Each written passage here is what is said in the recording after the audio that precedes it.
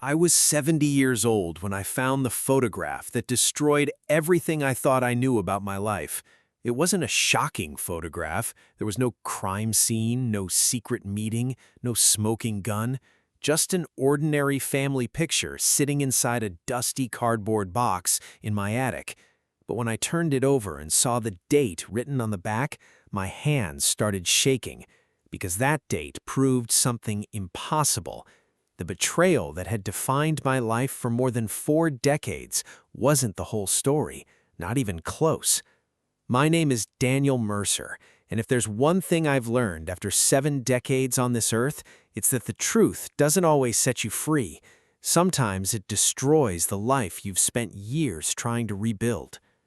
The discovery happened on a rainy Tuesday in October. My daughter Emily had been urging me for months to clean out the attic. "You've lived in this house forever, Dad," she'd said. "At some point, somebody has to sort through all that stuff." She wasn't wrong. I'd lived there for 37 years, the same house where I raised Emily, the same house where my marriage ended, the same house where I spent decades convincing myself I'd made peace with the past.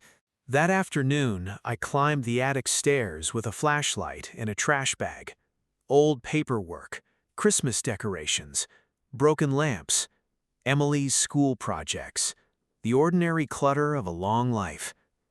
Then I found a box labeled Summer 1984. My stomach tightened instantly. 1984, the year my marriage collapsed, the year my best friend betrayed me, the year everything changed.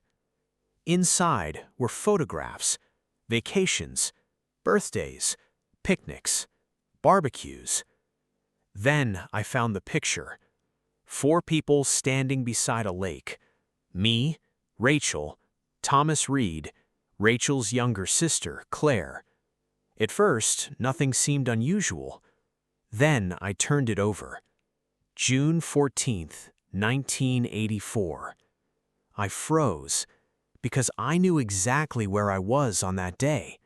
300 miles away at a company training program.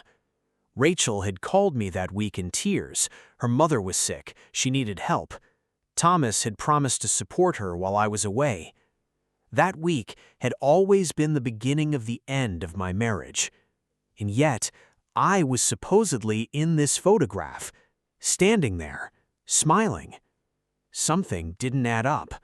Either the date was wrong, or my memory was wrong, or someone had lied. For most people, it would have ended there, an old photograph, a mistake. But it didn't let me go. So I called Claire. She answered on the 3rd ring. "Daniel, I need to ask you something." When I explained, there was silence. Then she whispered, "Oh no." Not confusion, fear, real fear. And then she started crying. That was when I knew the story I had lived with for 40 years was not complete. To understand what comes next, you need to understand Thomas Reed. He wasn't just my best friend, he was family. We met at 12, sat at the same science table, stayed close for decades. He stood at my wedding, helped me move house, taught my daughter to ride a bicycle. When my father died, Thomas stayed with me through the night. If someone asked who I trusted most, I would have said Thomas without hesitation. Rachel came into our lives at 25. Smart, funny, impossible not to notice. Thomas liked her immediately. Everyone did, but she chose me. At least, that's what I believed. We married 18 months later. For a time, life felt complete. Then came 1984. I was selected for an executive training program, 6 weeks away, a career opportunity. Rachel encouraged me to go. Thomas encouraged me too. 3 weeks in, Rachel called crying. Her mother was seriously ill. She told me not to come back. Thomas would help. Claire would help. Everything would be fine. So I stayed. And shortly after, everything collapsed. Rachel said she needed space. Then she moved out. Then came the confession. She had fallen in love with Thomas.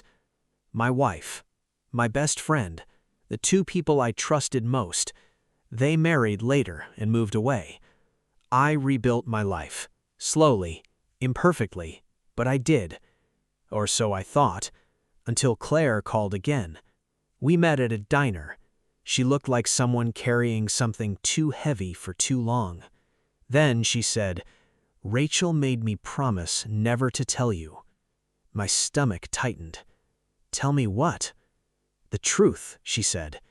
And then, "Thomas had been working on her long before your marriage ended." Letters. That's what started it. Thomas had been writing to Rachel for nearly a year before the breakup. Not openly at first. Subtle, careful, persistent. Seeds planted one by one. Rachel didn't respond immediately. She hid them. She tried to handle it alone. But Thomas didn't stop. He adapted. He waited. He continued. Then Claire handed me an envelope, Rachel's handwriting. My name was on it, she said. She wrote it before she died. Rachel was dead, and I hadn't even known. Inside that envelope was a truth she had carried to her grave, and somehow I was now part of it. I didn't open Rachel's letter in the diner. I should have, but I didn't. The envelope stayed in my jacket pocket the entire drive home, like it had weight beyond paper and ink. By the time I reached my house, night had fallen. Everything looked the same. Same rooms, same silence, same life I thought I had already made peace with. And yet, nothing felt familiar anymore. I made coffee I didn't want, sat at the kitchen table, and finally opened the envelope. Inside was a handwritten letter. Rachel's handwriting. Careful, controlled, familiar in a way that hurt more than it should have. The first line read, "Daniel, if you are reading this, then Claire finally broke my promise." I kept reading. There were no excuses, no attempts to soften the past. Rachel didn't rewrite history. She confessed to it. Not everything, but enough. And then I reached the line that changed everything. Thomas began trying to separate us nearly 2 years before our marriage ended. I stopped, read it again. 2 years. Not weeks, not months. Years. Rachel described something I had never seen. Thomas didn't take her from me suddenly. He worked slowly, carefully. He never attacked directly. He didn't need to. He appeared at the exact moments of weakness, when we argued, when she felt unseen, when I failed to understand something important. He was there, always calm, always helpful, always present, like gravity pulling everything toward him. At first, Rachel didn't notice. None of us did, because nothing he did looked wrong. That was the point. Then came the letters, romantic at first, then emotional, then persuasive. A different version of a life he claimed they could have together. Rachel didn't answer them. She hid them. She tried to carry it alone. And that, she wrote, was her first real mistake. Because silence didn't stop Thomas. It only gave him more time. By page 6, Rachel's writing changed. Slightly uneven, softer, tired. That's when she explained why she was writing at all. She had discovered something that unsettled her, a pattern, not just in our marriage, but before it. I am not the first woman Thomas did this to. That line stayed with me longer than the rest. Rachel had met a woman named Linda Foster, a casual conversation, until Linda saw Thomas's photograph and recognized him immediately. Not as Rachel's husband, but her former fiancé, a man who had entered her life years earlier, right after another relationship had ended. a relationship that collapsed in ways she never fully understood. Rachel began looking deeper. What she found wasn't coincidence, it was repetition. Different cities, different women, different years, but the same structure. Thomas would enter a circle, become trusted, become essential. Then relationships around him would collapse and he would remain, close enough to benefit, far enough to deny responsibility. Then Rachel wrote something that made my stomach tighten. She didn't believe she had been deceived in a single moment. She believed she had been guided into collapse over time. And then came the part she had been avoiding, the reason she wrote the letter at all. My father. I found something connected to your father's final year. At the end of the letter, she wrote, "If you want the truth, start with the storage unit." No explanation, no address, just that sentence. Before folding the letter, I noticed a note Rachel had written in the margin. The photograph from June 14 had been mislabeled years earlier when the pictures were developed. Claire later confirmed it after finding the original negatives. The picture hadn't been taken while I was away at training after all. But Rachel wrote that the mistake had forced her to revisit old memories and eventually uncover everything Thomas had spent decades hiding. I didn't sleep that night. Around 2 a.m. I called Emily. She answered immediately, like she had been waiting. "Dad?" I asked the question I already feared the answer to. "Did you know your mother died?" A pause. "Yes." My throat tightened. "When?" 10 months ago. "And you didn't tell me?" She asked me not to. Silence stretched between us. Then she said something quieter. "She was afraid, Dad." "Afraid of what?" Another pause. Then, "Thomas." The next morning, Emily arrived with a box. Claire came soon after. The three of us sat at the kitchen table, the letter between us. And then Emily said, "There's something else." She opened the box. Inside were notebooks, photographs, printed records, years of collected material. Rachel hadn't just written a letter, she had built a case. Every page pointed in one direction, Thomas Reed. And then Emily showed me something that changed the shape of everything. A storage receipt, a unit number, active, still being paid for, by Rachel, even after her death. We drove that afternoon, 90 miles in silence, rain against the windshield. None of us spoke much, because by then we all understood the same thing. This wasn't over. It had never been over.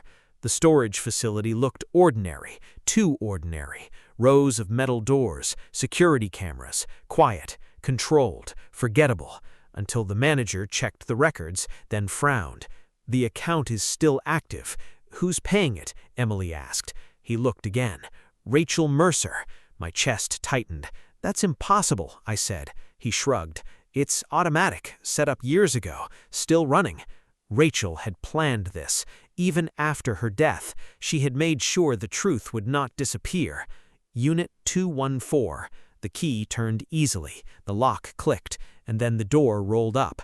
Inside was not storage, it was an archive. Files, boxes, photographs, tape recordings, everything labeled, everything organized, everything deliberate.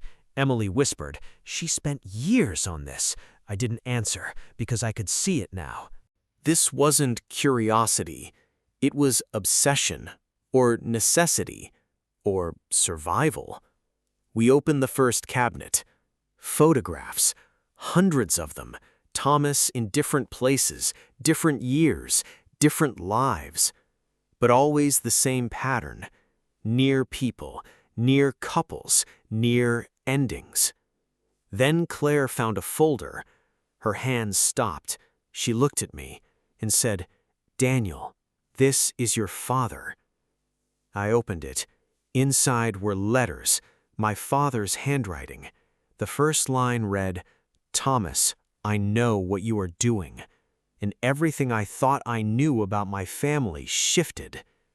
My father's letters didn't feel like discovery. They felt like impact. Each page carried the same weight. Something had been seen long before I had the chance to understand it. The first letter began simply, "Thomas, I know what you are doing." My hands tightened around the paper. This wasn't confusion, this was certainty. The letters described things my father had noticed years earlier, small patterns at first. Thomas appearing too often in the middle of other people's relationships, becoming close too quickly, staying too close too long, then stepping back when things collapsed, always present, never responsible. But there was something deeper in the later letters. Concern turned into warning, then into confrontation, and finally into fear. "Daniel trusts you completely. Do not mistake that for weakness I will ignore." I felt my throat tighten reading my own name. My father had seen something I never did. Not after the divorce, not after Rachel. Before all of it. The final letter was never sent. Instead, it had a note attached in Rachel's handwriting. He confronted Thomas 2 weeks before he died. After that, everything changed. No accusations of murder, no dramatic claim, just consequence, a confrontation, and then a sudden end. My father's official cause of death remained unchanged, heart failure, but the timing now felt heavier than it ever had before. We stayed in the storage unit until evening, sorting, reading, connecting fragments that had been separated for decades, and the pattern became impossible to deny. Rachel hadn't been paranoid. My father hadn't been mistaken. They had been looking at the same thing from different decades. Then Emily found the cassette tapes, more than 30, carefully labeled, interviews, recorded by Rachel, former spouses, former partners, former friends, voices from different lives repeating the same conclusion in different words. One stood out first, a woman named Carol, Thomas's second wife. Her voice was calm in the way exhaustion sounds after years of trying to understand something that never made sense. "I thought I was loved," she said. A pause. Then, "But I eventually realized I was only ever part of a pattern."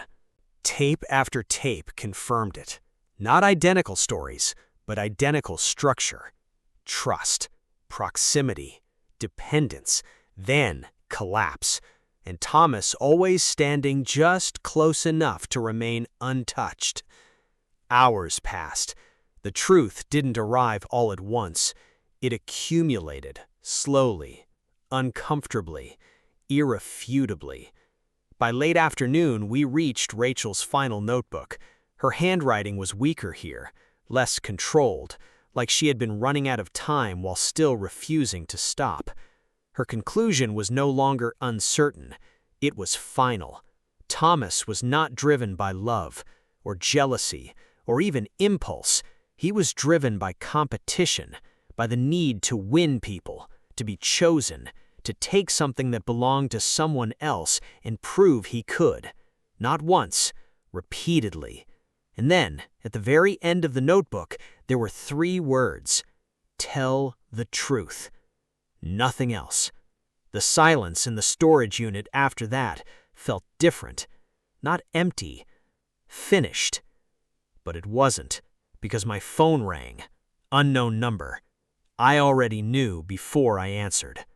"Hello?" I said. A pause, then a voice I hadn't heard in years. Older, strained, but unmistakable. Thomas Reed. "You found it," he said. Not a question, a statement. I stepped outside the unit. Rain had started again, soft, steady, cold. "How long have you known?" I asked. A pause. "Long enough," he said. "Did you know what Rachel was doing?" "Yes." My jaw tightened. "And you let her?" Another pause. "I didn't stop her." That wasn't an answer. It was avoidance, shaped like honesty. "You destroyed families," I said. Silence. Then, "I didn't set out to hurt anyone." The sentence landed exactly as it was meant to, carefully chosen, controlled, rewritten. That's when I understood something Rachel had written but never directly said. Thomas didn't see himself as a villain, he saw himself as inevitable. I asked the question that had followed me for 40 years. Did you love her? A long pause. Then, no. No hesitation, just truth. I closed my eyes. So why her? His answer came quieter. Because she chose you.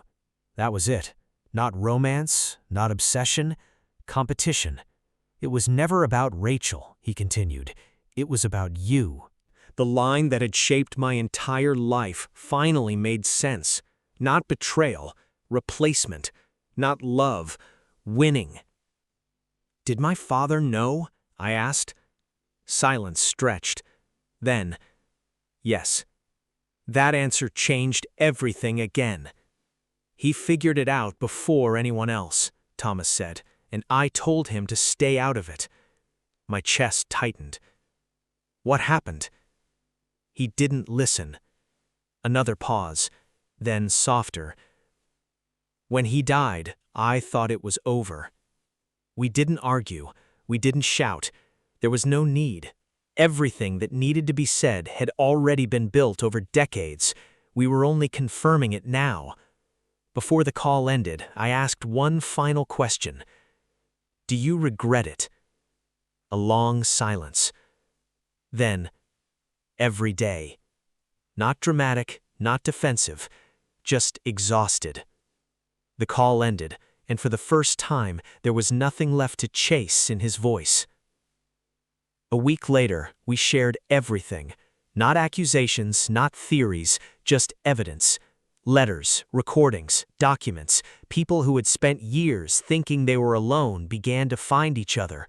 Patterns became visible. Lives started making sense in ways they never had before. 3 months later, there was a meeting. I almost didn't go. Emily insisted. Thomas was there, smaller than I remembered. Not physically, something else. Like the weight of everything he had avoided finally had a place to land. No one attacked him. No one needed to. They just spoke, one after another. Stories, losses, confusion, realizations that had taken decades to arrive. Thomas listened, not as a performer, not as someone preparing a response, but as someone finally without control over the narrative. When it ended, he approached me. We stood there for a long time, 2 old men, 2 versions of the same past. I can't fix it, he said. I know, I replied, because some things don't repair, they resolve in other ways. He nodded and walked away. I never saw him again. He died 8 months later, heart failure, 72 years old. No scandal, no reckoning, just silence at the end of a life spent shaping noise in other people's lives. People sometimes ask me about Rachel, whether I forgave her. The truth is simpler than forgiveness. She was wrong about many things, but she was not wrong about everything. She spent the last years of her life trying to understand something that had already shaped decades of mine. And she left me the only thing that actually mattered. Not revenge, not closure, truth. Now I am 70. Emily visits every Sunday. My grandchildren run through this house like it has always belonged to laughter instead of silence. And sometimes I think about that photograph again, the one in the attic, the one that started everything. For years, I believed the worst thing that ever happened to me was losing my wife. I was wrong. The worst thing was believing I understood why. Because the real betrayal wasn't just what happened in 1984. It was discovering that the person I trusted most in the world had never been who I thought he was. But even that isn't the end of the story. Not really. Because eventually, something else replaced it. Not answers. Not justice. peace.